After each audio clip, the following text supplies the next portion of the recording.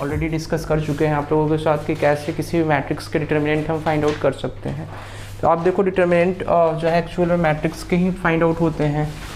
तो आप डिटर्मिनेंट का सिंबल इस तरह से लिख सकते हो कि सपोज डेल्टा को डेल्टा से डिनोट किया जाता है डिटर्मिनेंट को। तो delta is equal to, we can write down this as a11 a12 a13 a21 a22 and a23 and this is a31 a32 and a33.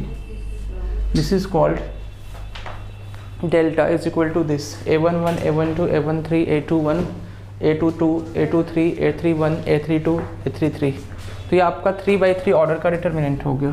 कौन से ऑर्डर का है? 3/3 ऑर्डर का है। तो how can you find out the value of this determinant? तो already बात आपको डिस्कस कर चुके हैं, ये 2/2 का भी और 3/3 का भी। तो इधर आप ले लो 2/2 का, 2/2 का लोगे तो a11 a12 a21 a22। Determinant की वैल्यू हम फाइंड आउट करते हैं, इसके डायगोनल एलिमेंट को मल्टीप्लाई करते हैं। तो a11 into a22 minus a21 into a12। तो this we can do and we can easily find out the value of this 2/2 order determinant। तो किसी भी स्क्वायर मैट्रिक्स का डिटर्मिनेंट आपको पॉसिबल होता है। we have already studied about this। delta is equal to a11 into a22 minus a21 into a12। this we can write down delta is equal to, अभी देखो first of और first column में कौन सा element है? a11। तो a11 into अब a22 a23 and a32 and a33 this minus, अब देखो number of row number of column ये ऑड होंगे। तो फर्स्ट कॉलम के लॉन्ग इसको क्या कर रहे हैं? एक्सपेंड कर रहे हैं। एक्सपेंशन इसका फर्स्ट कॉलम के लॉन्ग कर रहे हैं, ठीक है। तो a21 is equal to, what we can write, a21 के रो और कॉलम में जो भी डिटर्मिनेंट है उसको a12 a13 a32 and a33 this you can write down and plus क्या हो जाएगा a31 और ये a31। तो नेक्स्ट हो जाएगा आपका a12 a13 a22 and a23। तो this you can write down. Delta की ये वैल्यू हो जाएगी, मीन्स डिटर्मिनेंट की ये वैल्यू आपकी पॉसिबल हो जाएगी। Is it clear? Is any there doubt in this part? Please आप सब लोग ईजिली फाइंड आउट कर सकते हो, ठीक है। तो अब हम लोग चलते हैं नेक्स्ट पार्ट के ऊपर, इसके how to find out minors and cofactors. तो minors and cofactors of a determinant, ठीक है। तो माइनर्स और कोफैक्टर डिटर्मिनेंट की आपको फाइंड आउट करनी है। तो एक क्वेश्चन इस पे करना है, ये तो इजी क्वेश्चन होगा। जैसे डिटर्मिनेंट दिया होगा उसमें k कहीं दे दी इज इक्वल टू 0, तो आपको k की वैल्यू फाइंड आउट करनी होगी। तो this is easy question, all of you are aware of this question, ठीक है, राइट नाउ।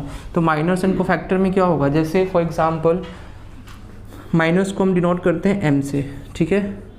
तो अगर माइनर्स की बात करें तो माइनर्स को हम m से डिनोट करते हैं। और सपोज आपका कोई भी डिटर्मिनेंट है delta, this a11 a12 a21 and a22, ठीक है। तो इसका माइनर्स क्या हो जाएगा? तो माइनर्स किसी भी रेस्पेक्टिव कॉलम या रो के लॉन्ग भी आप फाइंड आउट कर सकते हो, एज वेल एज सभी पूरे डिटर्मिनेंट का भी फाइंड आउट कर सकते हो। डिटर्मिनेंट में जितने भी एलिमेंट है सबका माइनर्स आप फाइंड आउट कर सकते हैं। तो माइनर्स जो देखो ये आपको ai से इज इक्वल टू, आपने ये लिखा delta is equal to a11 a12 a21 a22। Is it clear? अगर हमें माइनर फाइंड आउट करना है, माइनर्स ऑफ a11, तो a11 का अगर माइनस फाइंड आउट करेंगे तो डैट इज m11 होगा a11 का माइनर। Is it clear? इसी में आपको जो है ना ये सिंबल आपको हमेशा याद रखना। कभी कभी सिंबल में आपको क्या करता है, क्वेश्चन में कंफ्यूज करने की कोशिश करता है। तो a11 का माइनर क्या होगा? m11 से डिनोट करेंगे उसको, ठीक है। तो m11 से डिनोट करेंगे। तो अब a11 का माइनर्स कैसे फाइंड आउट करेंगे? तो इसमें number of row number of column add करके इवन और ऑड देखने की ज़रूरत नहीं है, there is no need to do this. आपको क्या करना है, इसमें m11 दिया हुआ है तो अब बिना साइन के डायरेक्टली एलिमेंट को लिख देना, उसके रेस्पेक्टिव कॉलम और रो में जो एलिमेंट है उसको स्किप करेंगे, बाकी जो एलिमेंट बचेगा वो इसका माइनर हो जाएगा। तो a22 माइनर हो जाएगा। क्लियर है? Minors of a12 that is what M12, और M12 का देखो इसके रेस्पेक्टिव रो और कॉलम में कौन कौन से एलिमेंट है, A11 A22 ए स्किप हो जाएंगे, बचेगा कौन A21 दिस। तो इस तरह से आप माइनस फाइंड आउट कर सकते हो। Is it clear? तो क्वेश्चन आपको है, समझ में आ रहा है नहीं सब? क्वेश्चन आपका है find the minors of principal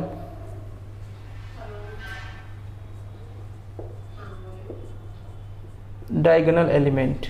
question में इस तरह से आपका प्रिंसिपल डायगोनल एलिमेंट के आपको माइनस फाइंड आउट करने हैं, ठीक है। ऐसे आपको दिया हुआ है 2x2 ऑर्डर का 2 3 4 and -5, delta is equal to this is given. तो how can you find out the minors of this principal diagonal elements? कैसे फाइंड आउट करेंगे?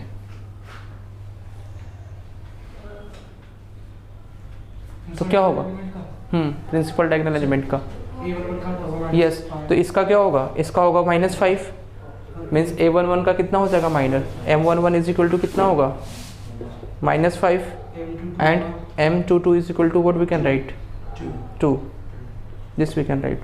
This is all about minors. Is it clear? जल्दी जल्दी चलते हैं इसको, miners को factors का क्वेश्चन करेंगे इसके ऊपर।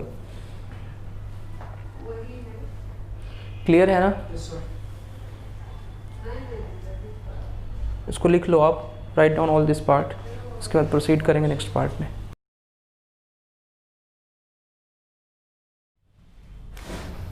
तो delta is equal to this A11 A12 A13 and this is A21 A22 and A23, A31 A32 and A33। तो दिस, अब इसको कैसे लिखेंगे माइनस के टर्म में? तो delta is equal to we can write down A11 into what we can write down, इसके साथ में डेल्टा की वैल्यू हमें माइनस के टर्म में लिखनी है। कैसे लिखेंगे? A11 इंटू माइनस को इसमें इंक्लूड करना है, तो A11 के जो भी रो और जो कॉलम एलिमेंट होंगे तो A11 into minus of M11। और क्या लिख सकते हैं? ये देख लो ना, फर्स्ट कॉलम के लोग एक्सपेंड कर लो इसको, तो A11 इंटू M11, ठीक है, माइनस ऑफ, इसलिए कि इसमें माइनस आएगा A21। माइनस क्या होता है? माइनस में हम साइन को नहीं इंक्लूड करते हैं, तो minus A21 into M21 minus of what A21।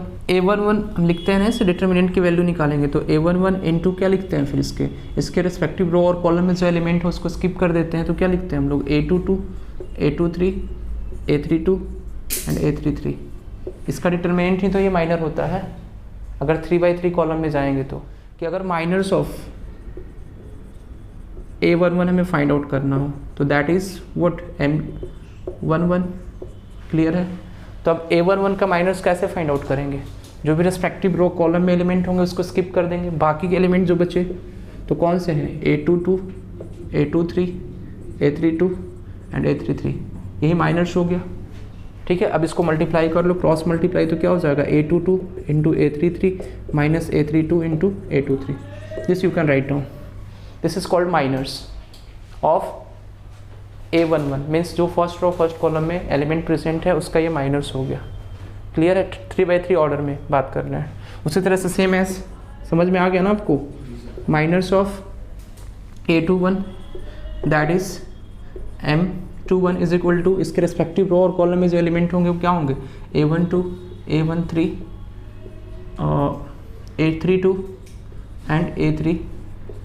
तो दिस इज कॉल्ड माइनस। तो इसको सॉल्व करोगे तो A12 रेस्पेक्टिव डायगोनल एलिमेंट को मल्टीप्लाई कर देंगे, तो A12 into A33 minus A32 into A13, तो this will be the minus of A21। तो इसको हम लोग बोलेंगे माइनस ऑफ A21।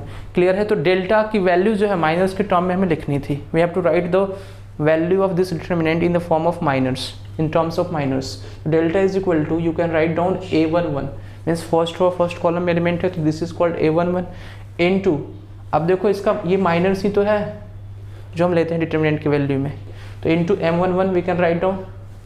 फिर अब यहाँ पे प्लस आप नहीं ले सकते, इसलिए कि माइनस और प्लस माइनर्स में काउंट नहीं होते, जब भी number of row number column number add करेंगे तो पॉजिटिव होगा, सॉरी पॉजिटिव बोल रहे हैं, इवन होगा या ऑड होगा। तो इवन होगा तो प्लस साइन लेते हैं, ऑड होगा तो माइनस साइन लेते हैं, लेकिन इसमें साइन नहीं होता माइनर में कोई, तो हम ऑलरेडी साइन को कंसिडर करके चलेंगे यहाँ पे।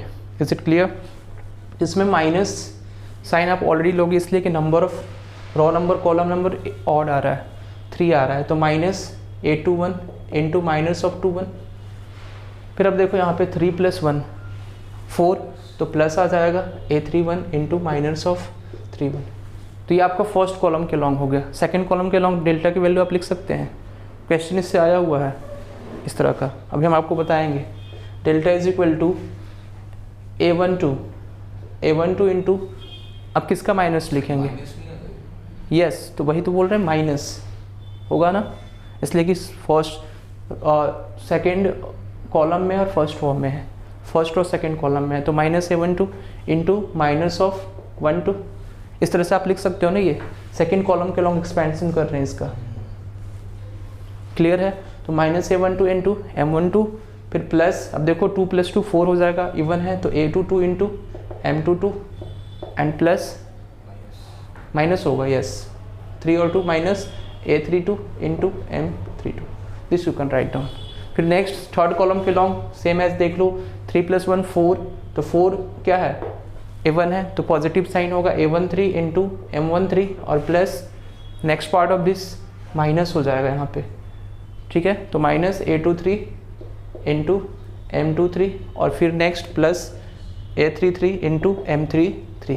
तो this would be what delta की वैल्यू होगी in the terms of minus, we can write down. तो आपको किसी भी respective row as well as column के लॉन्ग अगर एक्सपेंशन करके माइनस की वैल्यू फाइंड आउट, माइनस के टर्म्स में अगर पूछा जाए तो आप इस तरह से डेल्टा की वैल्यू जो एक्सप्रेस कर सकते हो, डिटरमिनेंट की वैल्यू माइनस के फॉर्म में, इससे क्वेश्चन आते हैं। अब रो के लॉन्ग अगर पूछा जाए तो आप कर सकते हैं, ये कॉलम के लॉन्ग तीनों डेल्टा की वैल्यू थी in terms of minus. Is it clear? Next part of this will proceed to the next part, cofactors, उसके बाद इसके क्वेश्चंस करेंगे। कोफैक्टर्स, तो आपका डेल्टा इज इक्वल टू 2/2 में चलते हैं, A11 A12 A21 and A22। तो दिस इज 2/2 ऑर्डर डिटर्मिनेंट, ठीक है। इसका कोफैक्टर अगर निकालना है तो कोफैक्टर ऑफ व्हाट A11, तो ये दैट इज व्हाट C11 हो जाएगा। आपको फैक्टर में आपको क्या करना है? साइन लेना है। साइन मीन्स अगर ये ऐड करने के बाद रो नंबर और कॉलम नंबर इवन होता है उस केस में पॉजिटिव साइन लेंगे, एंड जब भी रो नंबर और कॉलम नंबर ऐड करेंगे उस केस में अगर ऑड आता है तो उस केस में क्या लेंगे? माइनस साइन लेंगे, ठीक है। तो C11 is equal to this, तो अब A11 का क्या है? ये कोफैक्टर है, तो देखो 1 + 1 2, तो पॉजिटिव साइन होगा तो A22 डायरेक्टली लिख सकते हैं हम लोग। तो क्वेश्चन आपको ऐसे आता है कि इन 2/2 ऑर्डर डिटर्मिनेंट, ठीक है, when minors and cofactor will be same. कब माइनर्स और कोफैक्टर सेम होंगे? किस में? कौन से एलिमेंट का माइनर कोफैक्टर फाइंड आउट करेंगे तो सेम आएगा? बता सकते हैं आप? Yes you can tell me. You A11 and A22, बाकी दोनों में सेम नहीं आएंगे इसलिए कि माइनस साइन आएगा। तो ये आपका दोनों मीन्स क्वेश्चन आप समझिए इस चीज़ को, प्रिंसिपल डायगोनल एलिमेंट ऑप्शन में इस तरह से आपको आता है। प्रिंसिपल डायगोनल एलिमेंट आपको A11 A22 नहीं दिया रहेगा, पता है क्या दिया रहेगा?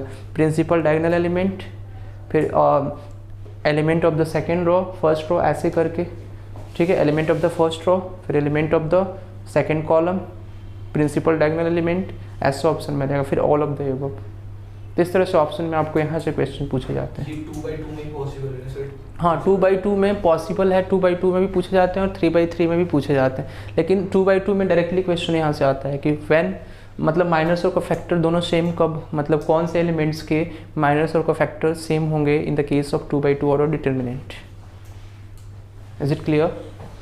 तो इस केस में क्या बोलेंगे? प्रिंसिपल डायगोनल एलिमेंट के जब हम माइनस फाइंड आउट करेंगे और कोफैक्टर फाइंड आउट करेंगे तो उनकी वैल्यू सेम होगी। Is it clear? तो next part of this, cofactor of A12 that is C12 is equal to what? A21 minus में होगा। समझ में आ रहा है कैसे? इसलिए कि 1 + 2 that is equal to 3 odd है, और ऑड होगा तो इस केस में माइनस साइन लेंगे। Same as cofactor of A21 that is C21 is equal to what minus of a12, this you can write down. Next of part of this is cofactor of a22, that is c22 is equal to what, a11. तो देखो cofactor और minus इन दोनों के case में same होंगे। Principal diagonal element के case में क्या होगा, cofactor as well as minus same होंगे। कोई डाउट इसमें? तो राइट डाउन दिस एंड 3/3 का भी देखेंगे। 3/3 का तो आप फाइंड आउट कर सकते हो, बस आपको डेल्टा डिटर्मिनेंट की वैल्यू कोफैक्टर के टर्म में यहाँ पे अब लिखनी होगी। जैसे देखो आपको लिखना बता देते हैं, a11 इंटू a12 ये आपका हो जाएगा a13, this is a21 a22 a23 a31 a32 and a33। अब आपको को फैक्टर के फॉर्म में लिखना है इसको, डिटर्मिनेंट की वैल्यू। तो क्या लिखेंगे, a11 इंटू को फैक्टर ऑफ 11। अब यहाँ पे साइन आपको चेंज करने की कोई नीड नहीं है, कोई ज़रूरत नहीं है, इसलिए को फैक्टर साइन को इंक्लूड कर लेता है। तो प्लस हम फर्स्ट कॉलम के लॉन्ग एक्सपेंशन करके डिटर्मिनेंट की वैल्यू को फैक्टर के टर्म में लिखते हैं। तो a11 into c11 plus a21 into c21 और प्लस a31 इंटू c31। तो this you can write down, ठीक है। तो इसमें सब में प्लस ही होगा। तो डेल्टा इज इक्वल टू, अब सेकेंड कॉलम के लॉन्ग अगर आप लिखोगे सेकेंड कॉलम के लॉन्ग, तो a12 into c12 plus a22 into c22 and plus ये आपका बहुत ही इजी पार्ट है इसलिए थोड़ा सा फास्ट बढ़ रहे हैं, a32 इंटू c32। तो this you can write down.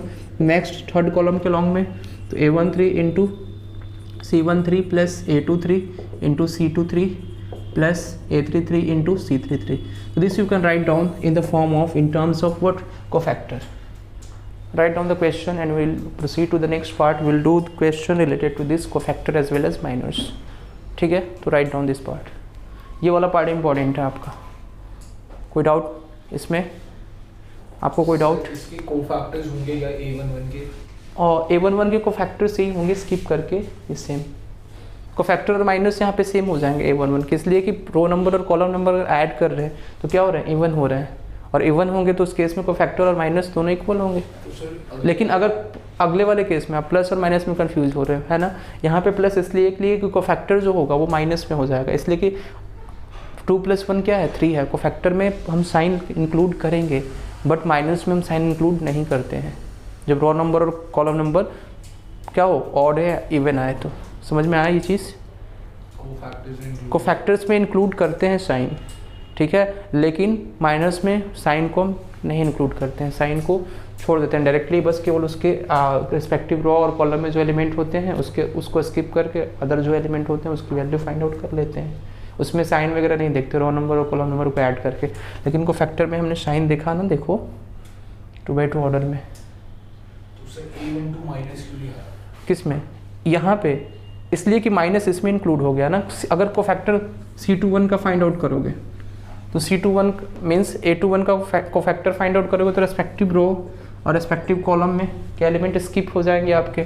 अब क्या होगा, माइनस आप आगे अप्लाई करोगे, इसलिए कि कोफैक्टर फाइंड आउट करते समय माइनस अप्लाई करेंगे इसमें, तो माइनस इसके साथ आ जाएगा ना। समझ में आ रहा है? और ये एक्चुअल में देखो बता रहे हैं फिर से, A12 हो जाएगा आपका और ये A13 हो जाएगा, A32 एंड A33। तो this you can write down. तो ये एक्चुअल में ये माइनस ही था, तो माइनस केवल ये हुआ, हम इसमें साइन नहीं ले रहे थे तब यहाँ पे माइनस लिख रहे थे। समझ में आई ये चीज़? और उस टाइम क्या था, उस टाइम जो है माइनस में साइन हम इंक्लूड नहीं कर रहे थे, but this time we are including this minus sign. तो इस केस में क्या होगा, कोफैक्टर्स में माइनस साइन को इंक्लूड करते हैं, इसलिए यहाँ पे पॉजिटिव साइन आया। क्लियर है? कोई डाउट इसमें? -C21 और -C21 प्लस। हाँ, तो माइनस जो है ना इसमें इंक्लूड हो गया है, तो ये सभी प्लस ही होंगे। तो कोफैक्टर में आपको सभी चीज़ें प्लस में ही होंगी, इसलिए कोफैक्टर में ऑलरेडी माइनस साइन इंक्लूड हो जाएगा जब रो नंबर और कॉलम नंबर क्या होंगे, ऑड होंगे। क्लियर है? हो गया सॉल्व।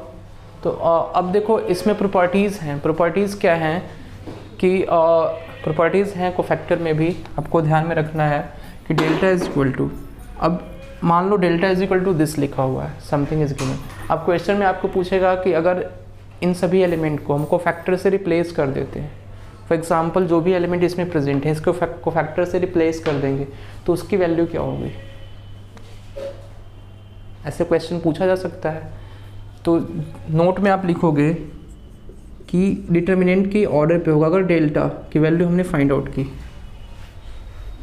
ठीक है, डेल्टा की वैल्यू, डिटर्मिनेंट की वैल्यू आपने फाइंड आउट की, जो भी आया, मान लेते हैं कि डेल्टा n ऑर्डर का है, हमें ऑर्डर भी नहीं पता है, 3/3 ऑर्डर भी हो सकता है, 2/2 ऑर्डर भी हो सकता है, या 4/4 भी ऑर्डर हो सकता है। तो n ऑर्डर का है, उसकी वैल्यू जो है वो हमने डिटर्मिनेंट की वैल्यू फाइंड आउट कर ली। जिसकी कोफैक्टर को अगर if each and every element is replaced by it's cofactor, in that case the new determinant which is obtained may take the value of this delta की power n-1, तो इसकी ये value होगी। अगर हर एक एलिमेंट को जो गिवन डिटर्मिनेंट था उसके हर एक एलिमेंट को उसके कोफैक्टर से रिप्लेस करेंगे या इंटरचेंज करेंगे, तो उस केस में उसकी वैल्यू जो होगी delta to the power n-1, where n is called the order of the determinant. जहाँ पे n को क्या बोलेंगे, ऑर्डर डिटर्मिनेंट का। तो नोट में इस पॉइंट को लिखो।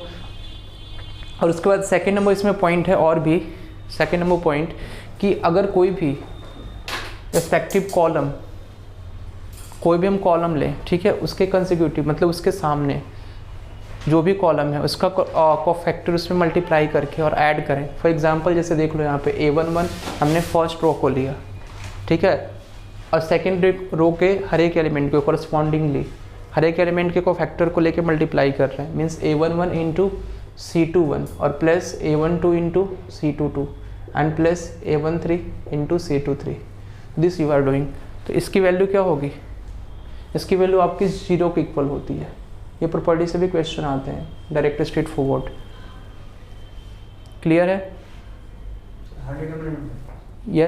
यस, हर एक डिटरमिनेंट में उसके कंसेक्यूटिव को फैक्टर्स लेंगे, उसके कंसेक्यूटिव रो का, मीन्स इसके साथ जो रो है या कॉलम। जैसे फर्स्ट फॉर एग्जांपल के C1 आपका हो गया, तो ऐसे भी लिख सकते हैं A11 इंटू C2 का कोफैक्टर मल्टीप्लाई करके इंटू C2 का कोफैक्टर क्या होगा C12, फिर plus A21 into C22 and plus A31 into C32 is equal to 0। तो ये इसको भी हम लोग 0 लिखते हैं। तो नोट में 2 पॉइंट्स लिख लो, ये दोनों पॉइंट्स काफ़ी इंपॉर्टेंट हैं। उसके बाद प्रॉपर्टीज ऑफ डिटर्मिनेंट, उसके बाद फिर अब क्वेश्चन ही केवल करने होंगे डिटर्मिनेंट के, बहुत सारे क्वेश्चन हम लोग करेंगे शॉर्ट ट्रिक से। कोई डाउट इसमें? तो इसमें प्रॉपर्टीज़ हैं कोफैक्टर की, तो इसमें लिखो if each and every element is replaced by it's cofactor in any determinant of n order, in any determinant of n order, then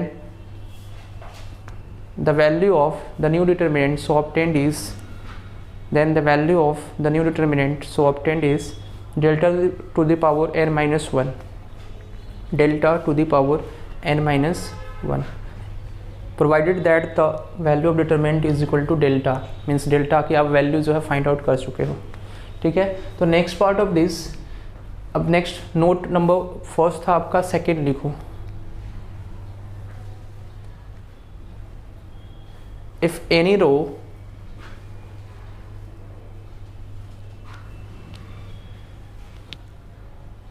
if the element of any row, if the element of any row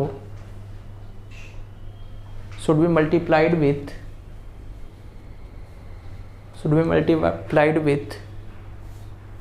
the consecutive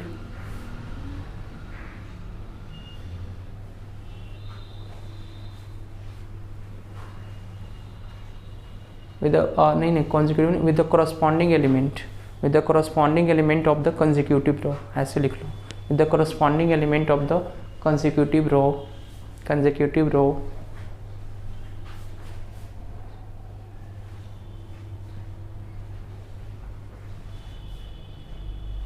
and if we do addition, then the value will be equal to 0, then the value of that will be equal to 0। तो उस case में उसकी value क्या होगी, equal to 0। तो for example आप ले सकते हो, इस तरह से देख सकते हो, for example A11 into C21 plus A12 into C22 plus A13 into C23 is equal to 0। कोई डाउट किसी को इसमें? तब चलते हैं आगे हम लोग। Delta is equal to, suppose PQR and आपको दिया हुआ है A B C and X Y Z, this is given over here. आपको इस तरह से दिया हुआ है, तो अब आपको बोला जाएगा कि इसकी वैल्यू, डिटर्मिनेंट की वैल्यू सेम होगी जब इसके रेस्पेक्टिव रो या कॉलम को हम क्या कर दें, ट्रांसपोज कर दें या इंटरचेंज कर दें।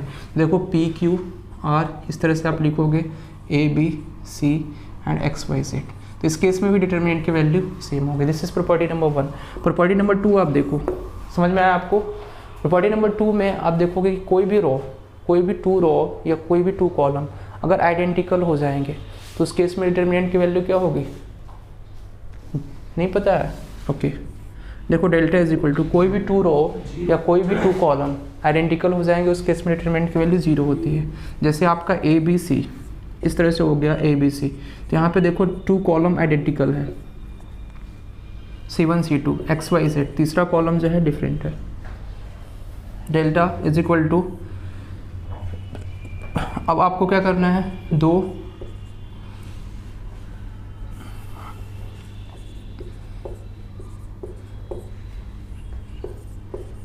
कोई रो को इक्वल कर लेना है। देखो first row and second row, this is equal here, तो फर्स्ट रो और सेकंड रो दोनों इक्वल हैं, तो इस केस में भी डिटरमिनेंट की वैल्यू क्या होगी, 0। तो कोई भी 2 रो या कोई भी 2 कॉलम, फिर इज़ नॉट मेंशन दैट कि कोई मीन्स की रेस्पेक्टिव ये फर्स्ट कॉलम ही होना चाहिए, सेकंड कॉलम ही होना चाहिए आइडेंटिकल, ऐसा कोई कंडीशन इसमें नहीं है। कोई भी 2 रो या कोई भी 2 कॉलम अगर आइडेंटिकल हो जाएंगे उसके सभी एलिमेंट, तो उस केस में क्या होगा कि उसकी वैल्यू 0 हो जाएगी। क्लियर है? अगर कोई भी डिटर्मिनेंट में हम k से मल्टीप्लाई करते हैं, प्रॉपर्टी नंबर 3 सेज दैट कोई भी डिटर्मिनेंट में delta is equal to k into a करते हो, k से मल्टीप्लाई करते हो, तो डेल्टा हम ले लेते हैं यहाँ पे दिस 2/2 ऑर्डर का ही अभी ले लेते हैं, या 3/3 का भी ले सकते हो, X Y Z A B C and P Q R, तो this you have to take. तो अब इसमें देखो कि k से मल्टीप्लाई करेंगे, मैट्रिक्स में क्या होता था कि k each and every element, matrix के ईच एंड एवरी एलिमेंट के साथ मल्टीप्लाई होता था, but in the case of this determinant जिसमें हमें मल्टीप्लाई करना होगा या तो वो एक कॉलम होगा या कोई एक रो होगा, ठीक है? तो इसमें k का मल्टीप्लिकेशन केवल किसी भी एक रो में होगा या किसी भी एक कॉलम में होगा, अकॉर्डिंग टू योर विश, आप किस में मल्टीप्लाई करना चाहते हैं, या according to the condition which is given in the question to solve the question. Okay, तो इस केस में आप k इंटू डेल्टा, तो k से मल्टीप्लाई करोगे तो k into X, k into, हमने इसको मल्टीप्लाई किया फर्स्ट रो में, तो k से मल्टीप्लाई करोगे फर्स्ट रो में तो k इंटू एक्स हो जाएगा, plus k into Y and k into Z, this you can write down. Next part A B C and P Q R, तो किसी भी रेस्पेक्टिव कॉलम या रेस्पेक्टिव रो में आप मल्टीप्लाई कर सकते हो, के सभी एलिमेंट के साथ मल्टीप्लिकेशन नहीं होगा, you should have to take care of this कि सभी एलिमेंट के साथ मल्टीप्लाई नहीं करना है, वो मैट्रिक्स में होता है, ठीक है? लेकिन डिटर्मिनेंट में ऐसा नहीं होता। Is it clear? Property number 4, property number 4 says that if delta is equal to this a b c x y z and p q r, तो हमें क्या करना है, फर्स्ट रो को हमें थर्ड रो बनाना है, मीन्स एक कॉलम को ओवरलैप करके, ठीक है, नेक्स्ट ये एक रो को ओवरलैप करके नेक्स्ट रो में ये एलिमेंट जाएगा, इनके सभी एलिमेंट, मतलब ये रो को जो हमें थर्ड रो बनाना है, तो उस केस में क्या करेंगे, वैल्यू ऑफ डिटरमिनेंट में क्या चेंज आएगा,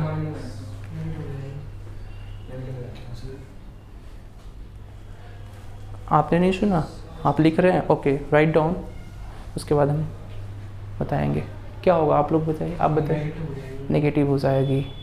कितने रो इंटरचेंज हो रहे हैं यहाँ पे, प्लेस कितना चेंज हो रहा है इसका, पहले कौन से प्लेस पे था, एक प्लेस पे था, फर्स्ट प्लेस पे था ना, अब कौन से प्लेस में जा रहा है, थर्ड पे, तो क्या होगा,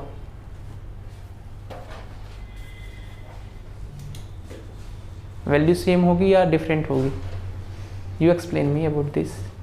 सर डिपेंड करता है, फॉर एग्जांपल अगर हम फर्स्ट को सेकंड से करते हैं, फिर सेकंड को थर्ड से करते हैं, केवल हम क्या कर रहे हैं, इंटरचेंज कर रहे हैं, बस फर्स्ट को थर्ड बना रहे हैं, तो बाय डिफ़ॉल्ट जो है वो थर्ड जो है वो कहाँ पे जाएगा, फर्स्ट पे जाएगा ही जाएगा, इंटरचेंज कर रहे हैं ना।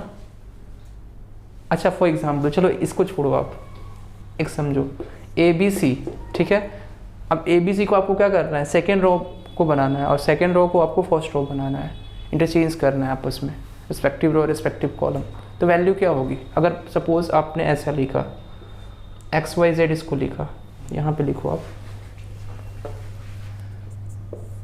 XYZ and ABC and PQR, this you have written. ठीक है, तो इस केस में अब इसकी वैल्यू क्या ये सेम होगी? हाँ सेम रहेगी तो नेगेटिव में आएगी। सेम रहेगी लेकिन नेगेटिव में आएगी। हाँ यही चीज़ आपसे पूछ रहे थे। तो ये नेगेटिव में आएगी क्यों? इसलिए कि एक रो हमारा चेंज हुआ है। पहले क्या था, इसका पोजीशन फर्स्ट पे था, अब किस पे था, सेकंड पे हुआ। तो मीन्स अगर ऑड इंटरचेंजिंग होगा, समझ में आ रहा है, डिफरेंस 2 - 1 करेंगे, पोजीशन का डिफरेंस, हम पोजीशन के डिफरेंस से बताने, इसलिए कि ऐसे काफ़ी इजी होता है। 2 - 1 1 है, ऑड होगा तो उस केस में माइनस साइन आप लेंगे, और इवन होगा तो उस केस में क्या होगा, प्लस साइन होगा। समझ में आया ये चीज़? तो ये माइनस साइन लेंगे। अगर आप इसको भी XYZ और PQR को इंटरचेंज करते हैं आपस में, तब भी माइनस साइन होगा। देखो इस तरह से ABC and PQR this and XYZ, तो इसमें भी माइनस साइन होगा। Have you understood this part? और सर हम R2 को okay I am going to that part. देखो आप क्या कर रहे हो, delta is equal to this, you are interchanging this, मतलब you are making first row as वो third column, sorry third row. तो फर्स्ट रो को आप थर्ड रो बना रहे हो, तो उस केस में क्या करोगे, ABC आपने यहाँ पे लिख दिया, ABC थर्ड रो में, दिस एंड PQR आपने फर्स्ट रो में लिखा, PQR is in first row, this is what XYZ। अब बताओ कि इसकी वैल्यू क्या होगी, इस डिटरमिनेंट की वैल्यू सेम रहेगी या डिफरेंट होगी? पॉजिटिव होगी और सेम होगी, मीन्स इसमें माइनस से मल्टीप्लाई नहीं होगा। मतलब पोजीशन कितना चेंज हुआ, पहले 1 पोजीशन पे था, अब 3rd पे आ गया, मीन्स 2 का डिफरेंस। तो 2 आपका पॉजिटिव है। वही सेम एज माइनस को फैक्टर्स को से ही रिलेट आपको कर रहे हैं। अगर ऐसे अलग से आप याद करोगे तो कंफ्यूज हो जाओगे। अगर आप अलग से इसको रिमेंबर करने की कोशिश करेंगे तो उस केस में आप कंफ्यूज हो जाएंगे इसको। ठीक है, तो इसीलिए हम माइनस को फैक्टर से ही रिलेट कर रहे हैं कि अगर 1 हुआ डिफरेंस तो उस केस में माइनस साइन होगा, अगर 2 हुआ तो प्लस साइन ही लेंगे। देखो ना, पहले इसका पोजीशन क्या था, फर्स्ट पे था, अब क्या है, सेकंड पे है, सॉरी थर्ड पे है। तो कितना डिफरेंस है, 2 का। वैल्यू सेम है। यस, वैल्यू सेम होगी इसकी, माइनस से मल्टीप्लाई भी नहीं करेंगे, वैल्यू सेम होगी। अगर 2 हम रॉ को इंटरचेंज कर रहे हैं, 2 प्लेस यहाँ पे चेंज कर रहे हैं ना, पहले तो ये इस पे जाएगा उसके बाद इस पे जाएगा। आप समझो ना, ऐसे तो नहीं है कि डायरेक्टली इसको यहाँ पे ले जाएंगे, पहले तो ये फर्स्ट पे जाएगा, मतलब फर्स्ट वाला जो है सेकंड पे जाएगा और सेकंड के बाद थर्ड पे जाएगा ना, समझ में आ रहा है। उसके बाद ये भी वही सेम प्रोसीजर करेगा, तो उसका नहीं लेना है, वो बाय डिफ़ॉल्ट हो जाएगा। ये कि इसका प्लेस ले रहा है तो बाय डिफ़ॉल्ट इसको इसका प्लेस लेना होगा। Is it clear? कोई डाउट किसी को इसमें? तो ये सब प्रॉपर्टीज़ हैं। तो अब next property number 5। Property number 5 देखोगे कि अगर किसी भी डिटर्मिनेंट में सभी एलिमेंट 0 हो जाएं, या कोई भी 3 सभी एलिमेंट 0 होंगे, तो आपको तो पता ही है कि 0 हो जाएगा। कोई भी एक रो या कोई भी एक कॉलम, ठीक है, कि कोई भी एक रो एंड कोई भी एक कॉलम के हर एक एलिमेंट 0 हो जाए डिटर्मिनेंट में, तो उसकी वैल्यू क्या होगी, 0 होगी। इसलिए कि हम किसी भी एक रो या किसी भी एक कॉलम के लॉन्ग एक्सपेंशन करके डिटर्मिनेंट की वैल्यू फाइंड आउट करते हैं। इन दैट केस अगर कोई भी एक रो या कोई भी एक कॉलम 0 हो जाएगा तो उसकी वैल्यू क्या होगी, 0 होगी। अगर ये मैट्रिक्स होता तो सिंगुलर मैट्रिक्स कहते हैं। सिंगुलर मैट्रिक्स कहते हैं, अगर ये मैट्रिक्स होता यस बिल्कुल कहते हैं। सिंगुलर मैट्रिक्स में क्या होता है, डिटर्मिनेंट ऑफ ए 0 होता है। सिंगुलर मैट्रिक्स में कोई अलग कंडीशन नहीं था ना, सिंगुलर मैट्रिक्स में केवल एक ही कंडीशन है कि determinant of A is equal to 0। तो इसका डिटर्मिनेंट अगर 0 आएगा तो जो भी डिटर्मिनेंट, मतलब कोई भी मैट्रिक्स हो 3x3 ऑर्डर का या 2x2 ऑर्डर का, उसका डिटर्मिनेंट अगर 0 आ रहा है, provided that there is no any condition given in this, तो उस केस में आपको क्या होगा, सिंगुलर मैट्रिक्स ही होगा हमेशा। उसमें सिंगुलर मैट्रिक्स के लिए कोई और अदर कंडीशंस नहीं थे। क्लियर है ये चीज़? कोई डाउट इसमें? लिख लो जल्दी से।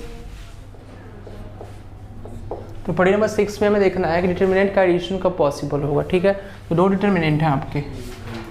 तो सबसे पहले उसके 2 कंसेक्यूटिव रो या 2 कंसेक्यूटिव कॉलम जो है दोनों डिटर्मिनेंट के सेम होने चाहिए। मैट्रिक्स में क्या था कंडीशन, कोई भी डिटर्मिनेंट का एडिशन कब पॉसिबल होगा, सॉरी कोई भी मैट्रिक्स का एडिशन जब उनके ऑर्डर सेम हो तब वो मैट्रिक्स में। लेकिन इसमें क्या है, पॉसिबल कब होगा डिटर्मिनेंट का एडिशन, जब कोई भी दो रिस्पेक्टिव कॉलम या रिस्पेक्टिव रो क्या हो, सेम हो,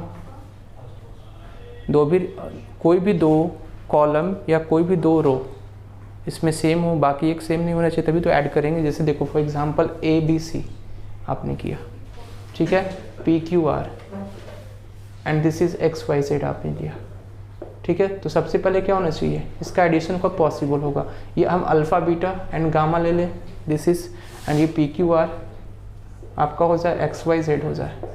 तो you have to what add this, add करोगे तो क्या हो जाएगा, A plus alpha and B plus beta, C plus gamma, PQR and this is XYZ। तो this addition is possible in this case, addition इस तरह से आपका पॉसिबल होगा। कोई डाउट इसमें? सर अगर PQR कॉलम में होता, अच्छा PQR आप बोल रहे कॉलम में, तो उसको फिर इंटरचेंज करके उस तरह का बनाते, अगर नहीं होता तो बनाते, फिर PQR होता तो फिर इसको इंटरचेंज करके इस तरह का बनाते, फिर उसको कॉलम भी बना सकते थे PQR को। ये रो है ना, तो आपको इसका ट्रांसपोज करोगे तो उस केस में सेम आएगा। अगर हाँ बिल्कुल अगर सेम नहीं ऐसा बन सकता है, तो रो तो कॉलम, तो फिर ऐड ही नहीं हो पाएगा वो। समझ में आई चीज़? तो सेम बनना पड़ेगा। इसको vice versa is also true, मतलब A plus alpha, B plus beta और C प्लस गामा ऐसे लिखा हो तो आप इस तरह से इसको लिख सकते हैं।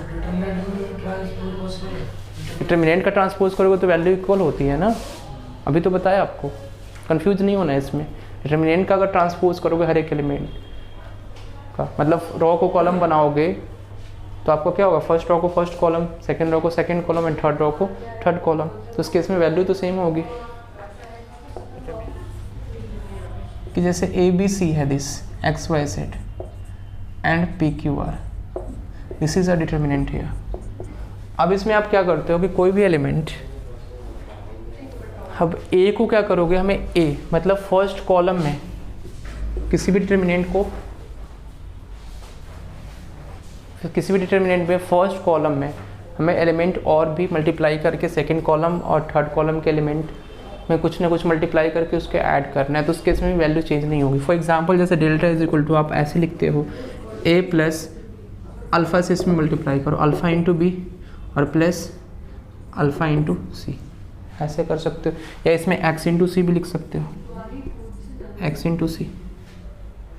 तो इस केस में आपका वैल्यू चेंज नहीं होगा, x प्लस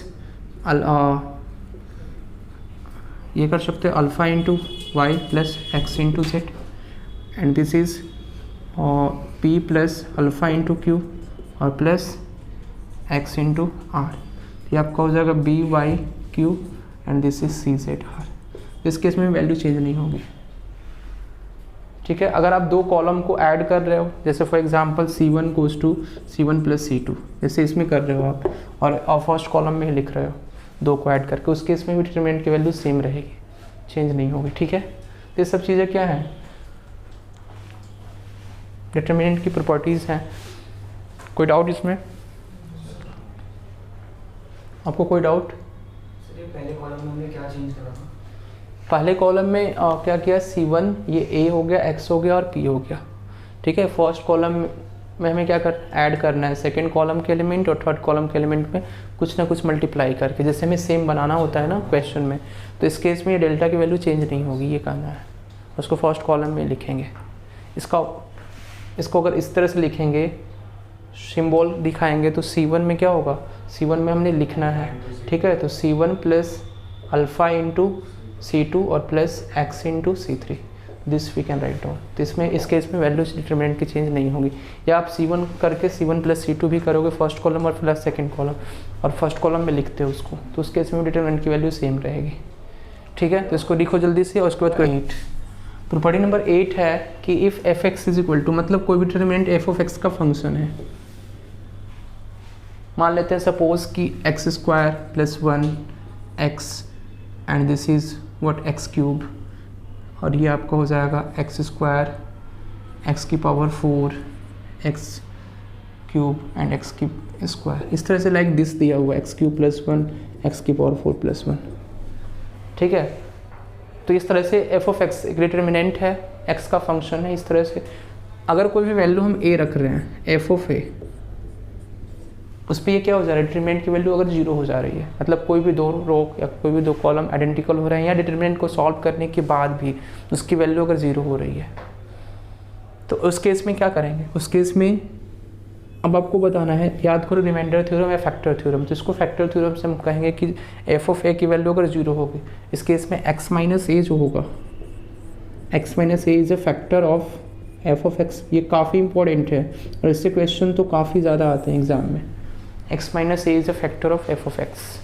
तो x माइनस ए क्या होगा, एफ ऑफ एक्स का फैक्टर होगा।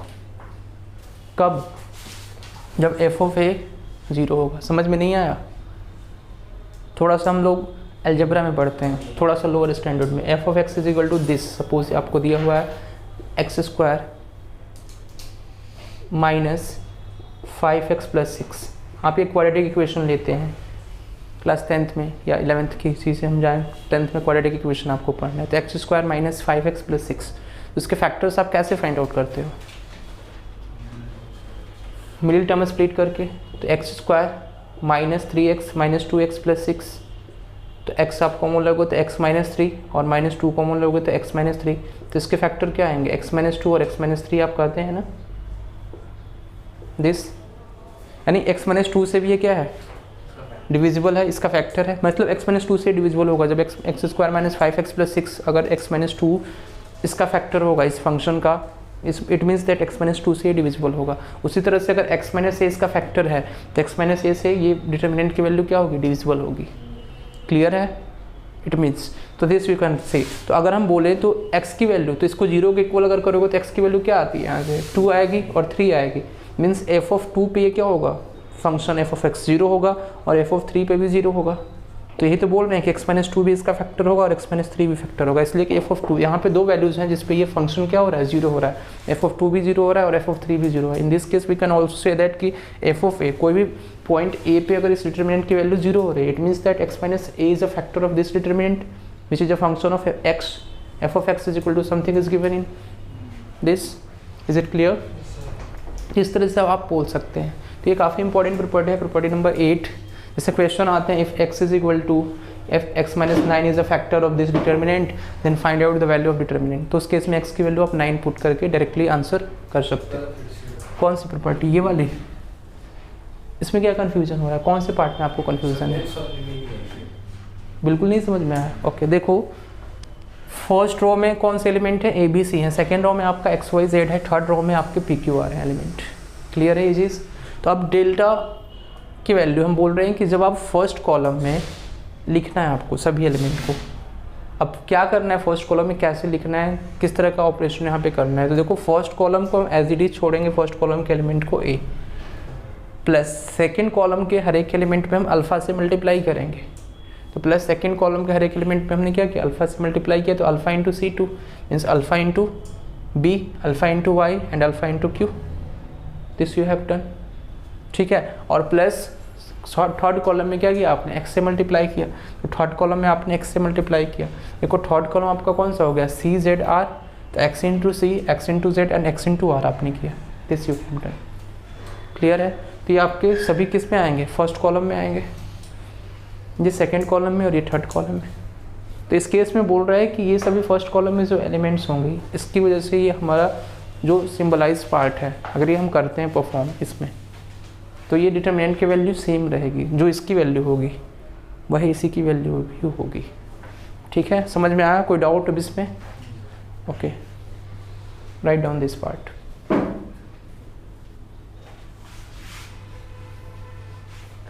अब हम लोग क्वेश्चन करेंगे और क्वेश्चंस को हम लोग सॉल्व नहीं करने जाएंगे, with in few seconds answer लाएंगे। कैसे देखते हैं कि आपको इस तरह से दिया गया है एक्स वाई जेड, ठीक है। Delta is equal to, if delta is equal to this X Y Z A B C and P Q R, this is given, ठीक है। तो पूछ रहा है then find the value of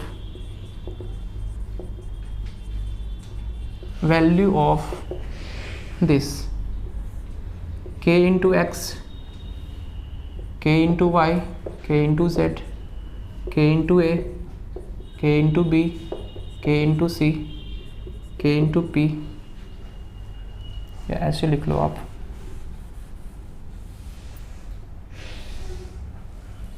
k into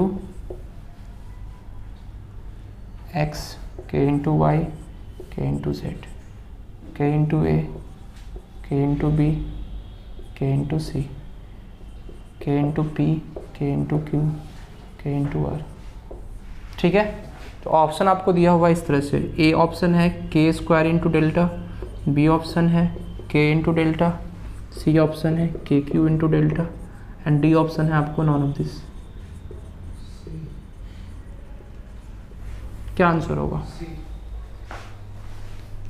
आप agree नहीं है, समझ में नहीं। आपको एक्चुअल में क्या लिखा हुआ है देखो, इसमें जो रो थे उसको कॉलम बना दिया गया, तो इस केस में वैल्यू चेंज नहीं हो गई, तो इनडायरेक्टली डिटर्मिनेंट ही दिया गया। अब इसमें क्या है, k से मल्टीप्लाई किया हुआ है, तो हम आपको बताया था किसी भी स्केलर k से अगर किसी भी डिटर्मिनेंट में मल्टीप्लाई करते हैं तो किसी भी एक रो या एक कॉलम में मल्टीप्लाई होगा।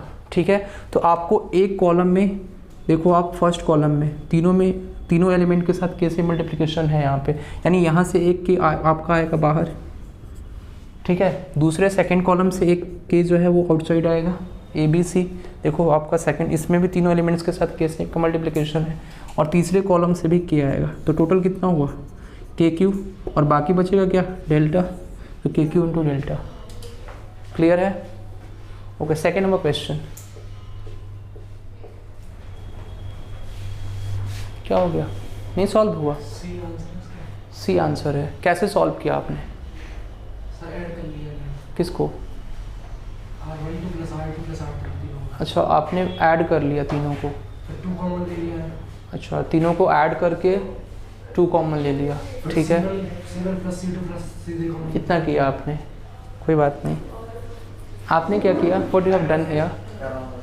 अभी आप कर रहे हैं, यस यू, कुछ समझ में ही नहीं आया कि सर क्या बोल रहा है question. Okay, the question is this कि बी स्क्वायर प्लस, ये आपको समझ में तो आ रहा है ना क्या लिखा हुआ है बी सी में, और इसकी वैल्यू पूछा जा रहा है डिटर्मिनेंट की, कि ये डिटर्मिनेंट है, इसकी वैल्यू क्या होगी, डेल्टा की वैल्यू। तो आपको क्या करना है, देखो ऑप्शंस में A square B square C square दिए हैं, 2ab square B square 4a square B square C square. तो आप क्या करोगे, अगर ए बी सी तीनों की वैल्यू 1 ले लेते हैं, इन दैट केस अगर तीनों की वैल्यू 1 ले लेते हैं तो 1 इंटू 1 इंटू 1 तो 2 हो जाएगा, ये 1 होगा और ये 4 होगा। तो ऑप्शंस तीनों डिफरेंट आ रहे हैं, ऑप्शन को सबसे पहले में चेक करना होगा डिटरमिनेंट में। अगर 0 लेंगे तो फिर पॉसिबल नहीं होगा, तीनों 0 आ जाएंगे। ठीक है, ए बी सी में से किसी की वैल्यू 0 लिया हमने तो तीनों 0 हो जाएंगे, तीनों ऑप्शन सेम हो जाएंगे, तो फिर कैसे आइडेंटिफाई कर पाएंगे कौन सा ऑप्शन होगा।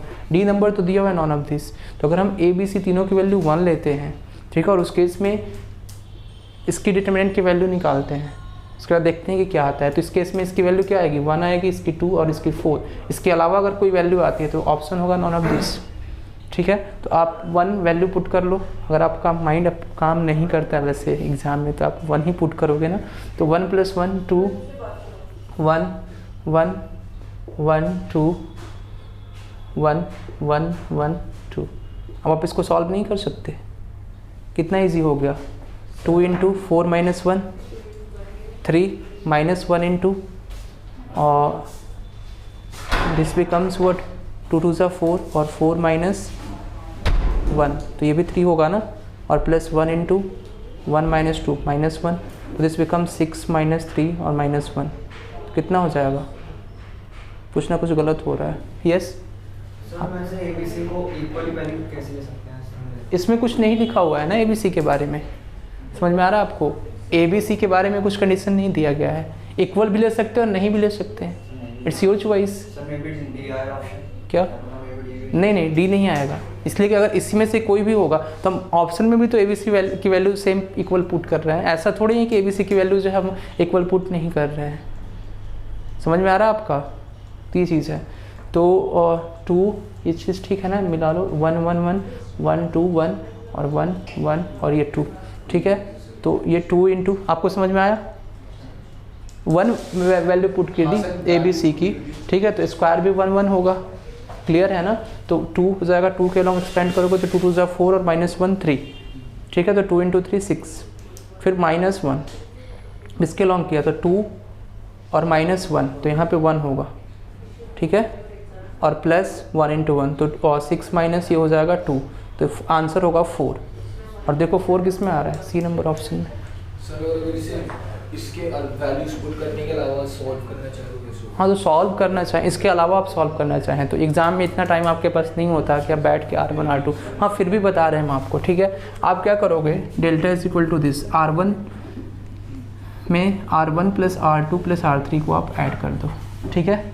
तो R1 plus R2 plus R3 को ऐड कर दोगे तो ये हो जाएगा बी स्क्वायर प्लस सी स्क्वायर और प्लस बी स्क्वायर प्लस सी स्क्वायर, ठीक है। एक मिनट, सही है, सही। आपने ऐसे ही किया था तो फिर आपका आंसर कैसे आया, ऐसे तो आंसर नहीं आएगा, तो फिर कैसे आंसर है आपका? इसमें आया 2b² प्लस 2c², इसमें आया 2c² प्लस 2a²। आप ऐसे कर दो ना सबसे सबसे, 2 कॉमन ले लो। नहीं, आप कैसे किए हैं? सर पहले ये रो है तीनों ऐड कर दिए, हाँ। 2 कॉमन ले लिया इसमें से। रो को तीनों ऐड कर लिए हाँ, तो आपने 2 कॉमन लिया, फिर कॉमन ठीक है। ऐड करेंगे। अच्छा हाँ, फिर कॉलम में ऐड करेंगे, हाँ ऐसे हो जाएगा, ठीक है। तो आपने पहले क्या किया, तीनों रो को ऐड करके फर्स्ट रो में लिखा, तो बी स्क्वायर ऐसे आएगा ना, 2b² प्लस सी स्क्वायर, और फिर क्या आएगा 2a² प्लस सी स्क्वायर आएगा सेकेंड में, ये आएगा। थर्ड में क्या आएगा 2a² प्लस b², ठीक है। एंड b² हो जाएगा आपका c² plus a² and b²। बहुत सारे मेथड है इसको सॉल्व करने की, ये एक मेथड उन्होंने बताया, दूसरा हम आपको बताएंगे c² और c² a² plus b²। Clear है? तो इसमें से 2 आप क्या ले लोगे, बाहर ले लोगे, तो 2 जब बाहर लोगे 2 बाहर आ जाएगा, समझ में आया आपको? आप क्या करोगे, इन तीनों को ऐड कर दो एक साथ, समझ में आ रहा है? और तीनों को जब ऐड आप करेंगे तो a² plus b² plus c² आ जाएगा, 2a² प्लस 2b²। ठीक है, हाँ समझ में आ रहा है? तो ये हो जाएगा, फिर ऐसे आप कर सकते हो प्रोसीड। सर ऐड किया तो सर फर्स्ट एलिमेंट जो होगा, फर्स्ट रो और फर्स्ट कॉलम का जो एलिमेंट होगा वही बनेगा ना, 2 अच्छा हाँ, 2 इंटू a² प्लस b²। तो बाकी में आप ऐसा करोगे, फिर 2 बार फिर 3 बार ऐसे करना होगा, आपने ऐसे किया है, आपने बाकी में तो नहीं बनेगा ना आपका, तो फिर आपने कैसे किया है? सर पहले अब कॉलम ऐड करो सब तीनों को, आप दिखाओ एक बार कैसे किए हैं। मैंने सब वैसे किया रफली, समझ में आया। फर्स्ट वाला रो देखें।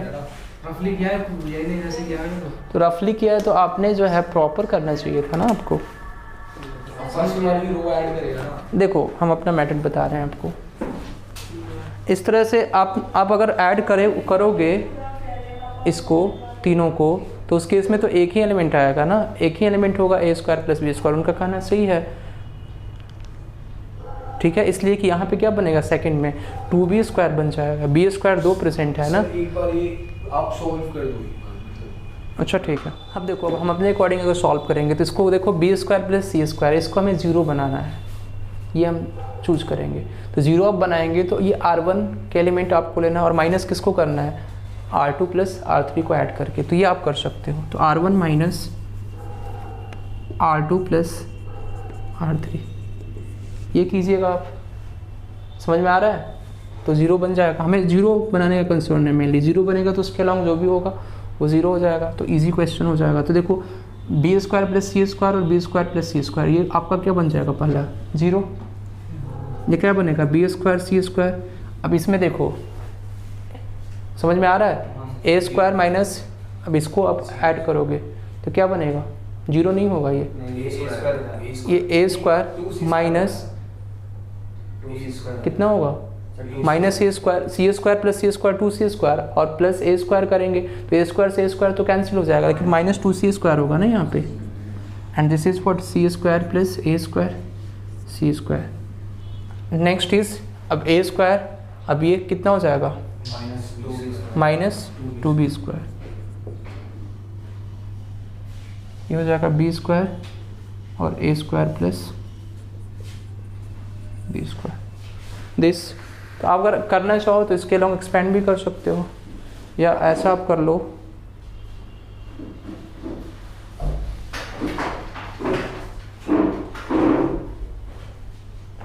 हो रहा है ना। अब इसके बाद से इसके बाद 1 0 बन गया, ठीक है, हमें क्या करना है, और अब कॉलम में ऐसा करना होगा जिससे ये 0 बन जाए। बी स्क्वायर और सी स्क्वायर कॉमन आ रहे हैं सेकंड और थर्ड कॉलम में से। एक मिनट रुक जाओ आप, सेकेंड में से और बी स्क्वायर और हाँ कॉमन आ रहे हैं, ठीक है। तो आप इसमें से सेकेंड और थर्ड कॉलम में से, सेकेंड में से बी स्क्वायर कॉमन और सी स्क्वायर कॉमन। सही सर, सेकंड कॉलम पूरे में से सी स्क्वायर कॉमन आ जाएगा और सर थर्ड कॉलम में से बी स्क्वायर कॉमन आ जाएगा। हाँ ऐसे ले सकते हो, कॉमन ले लो आप। सी स्क्वायर को कॉमन लीजिएगा ना, यहाँ पे ये भी सी स्क्वायर है, इसमें सी स्क्वायर कॉमन लीजिएगा तो ये हो जाएगा 1 + a square upon C square, और ये हो जाएगा क्या, ये बी स्क्वायर इसमें से कॉमन ले लेंगे आप तो ये 1 बन जाएगा और ये -2 होगा। कर सकते हैं, और थोड़ा सा ये है डिफ़िकल्ट आपको होगा करना, तो उससे ज़्यादा अच्छा इतना आप जो करने जाएंगे बाय मेथड, इसीलिए तो हम आपको बता रहे हैं शॉर्ट ट्रिक से विद इन फ्यू सेकंड्स आपके आंसर है। देखो 4 अब इतना आपने किया, सोचा कि कैसे करेंगे R1 + R2, उससे अच्छा है कि हम वैल्यू पुट करके कर दें। उसमें फॉर्मूला लगाएंगे ना जिसमें वैल्यू ऑलरेडी जो है वो, इस तरह से शॉर्ट ट्रिक जहाँ पे अप्लाई नहीं कर सकते। 1-2 क्वेश्चन ऐसे आते हैं। सेकेंड नंबर क्वेश्चन क्या होगा, 0 आंसर होगा। कैसे, 1 + omega + omega square equals to 0 होता है, तीनों प्लस कर देंगे, R1 + R2 + R3 सेम आ जाएगा। सेम कैसे आएगा, सेम नहीं आएगा सर, 1 + ओमेगा तो n है, पावर n है ना, पावर n है।